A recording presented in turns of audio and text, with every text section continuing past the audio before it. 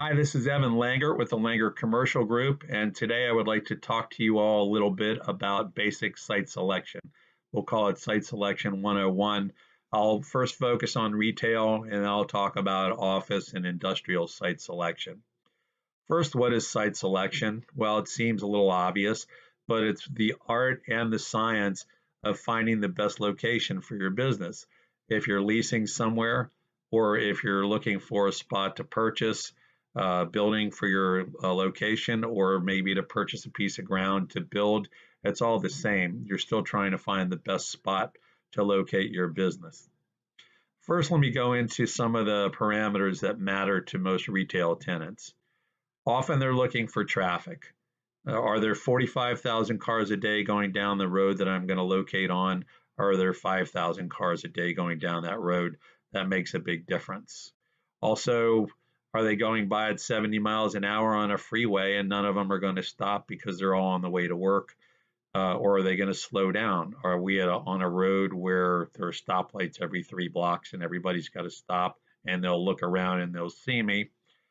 Visibility is another factor. When they are driving down this road with a lot of traffic, can they just kind of glance over to the right or to the left?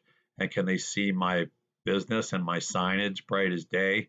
Or is there a monument sign right there where it's very clear that I'm located in this shopping center? All those things are important to the vast majority of retail tenants. Also, some of them do quite well in a shopping center with giant food, just as an example, or with a certain drugstore, or with a certain other co-tenant, or things along that line. So they might look and say, well, I tend to favor giant food anchored shopping centers because I do well with shopping centers that they're in, or any other type of arrangement like that.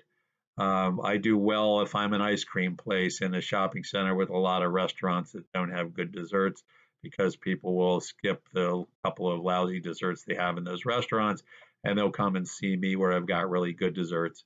If I'm a coffee shop, this is the side of the road that you're on. If I'm a coffee shop, I do most of my business in the morning. If I've got a major road where everybody's going into the city in the morning on this side of it, and everybody's coming out of the city to go home on the other side of it, I need to be on this side of the road. Studies and statistics say that people will not make a U-turn to go over to the other side of the road to come into my center where I am. They will not even make a left turn to go right into my parking lot in more cases than not. So it's important, depending on what type of retail operation you are, to make sure that you're maximizing your chances of capturing that particular traffic. Also, obviously, people have to look at their budget. How much can they generate from a certain location, and how much can they then pay in rent to generate that amount of, income? So those things are important too. Some things might be more in rent, but if you're going to do 30% more business and pay 10% more rent in that center, then it makes sense to go into that center. So these are a lot of the elements of retail site selection. Also, quality of traffic and quality of the people that are around there.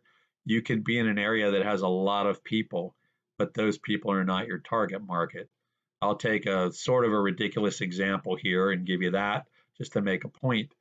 Let's just say there's an area that's very densely populated, but the median household income in that area is $45,000 a year.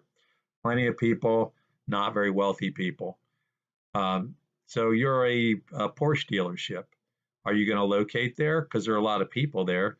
Well, the answer to the vast majority of people would be no, because the number of people in that area that can afford a Porsche is going to be very, very low. So you need to kind of look at your target audience. I've had restaurants frequently tell me that most of the people that come here are between the ages of 18 and 35, let's say, and they have income that's between $60,000 a year and $100,000 a year. Well, then you're going to want to look at the demographics for that area to see whether those people are in your wheelhouse, whether those people are in the area, so that you can have your maximum type of traffic and quality of traffic around you. A lot of those things matter in retail. There are some retail businesses that do a lot of business by referral, and maybe they get their customers through direct mail or other sources, and the location and the traffic and things along that line are not as important to them. And there are industries, frankly, where people differ. You'll notice if you look around at life insurance and insurance companies that there are a lot of them in shopping centers. And there are a lot of them that are also in office buildings where they don't have signage out front. So that's a particular industry where it seems to me like half the people I talk to feel like they really need visibility. And the other half of the people that I talk to think, well, that's not how I get my business. I get my business by cold calling, by referral, by other means, and I don't need visibility at all. So that industry, for instance, is really, really split. Now let's move over to office and industrial site selection. There are a variety of reasons why people want to locate in a certain area. Um, for instance, maybe someone's got a contract with Amazon or somebody else who's out of the port of Baltimore, just to pick somewhere in our state, and they need to be near Amazon because their trucks make a whole lot of trips back and forth from Amazon, and it's going to cost them a fortune. Or they need to be near the freeway because their trucks are always going in and off and on and off, excuse me, and they all head north. So maybe they want to be on the north side of the Beltway and not the south side of the Beltway to save 20 minutes a trip, save 2 gallons a trip. All that money adds up and it costs these companies. People sometimes need to be near rail spurs, or perhaps you are a company that does a lot of business with Department of Energy, just to pick somebody off the top of my head. Maybe you need to be near the Department of Energy, or maybe there's a big supplier that you need to be near. Maybe you need to be near employees. I had a situation with somebody where the company was in Southern Calvert County and they'd been located there for years, but it just so happened that they needed engineers. And the engineers, for the most part, didn't live in that area. So they would hire them from Montgomery County and Howard County and elsewhere, and they would drive down to work for a matter of days or weeks, and they would quit when they found a better job because they didn't like their commute. So that company came to me, and they had me find them a satellite location so that they could have their engineers work in that spot so they'd stop losing engineers. Also, I used to work for a company where, quite frankly, we were located where we were located because it was right down the street from where the owner of the company lived. So there are all sorts of things that play into it. I and a lot of other professionals have some very expensive and very complex tools that will help you look at all these factors. What is the traffic? What's the quality of traffic? What's the visibility? And what are the other factors? Who are the anchors? Who are the co-tenants in the particular shopping center?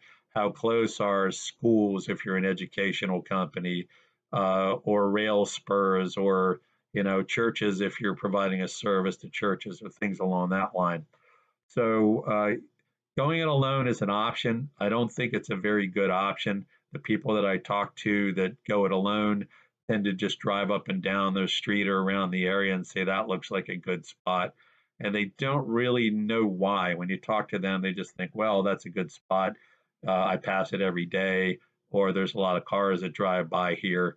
And there's really a lot more to it than that. So my suggestion is that you hire a professional. Of course, I would like for that professional to be me, but give me a call. Let's have a preliminary talk and let's just talk about the important factors in your site selection as opposed to site selection in general. Again, I'm Evan Langert with the Langert Commercial Group. I can be reached at 443 529 0505, 443 529 0505. Also, you can email me at elangert at thelangertgroup.com.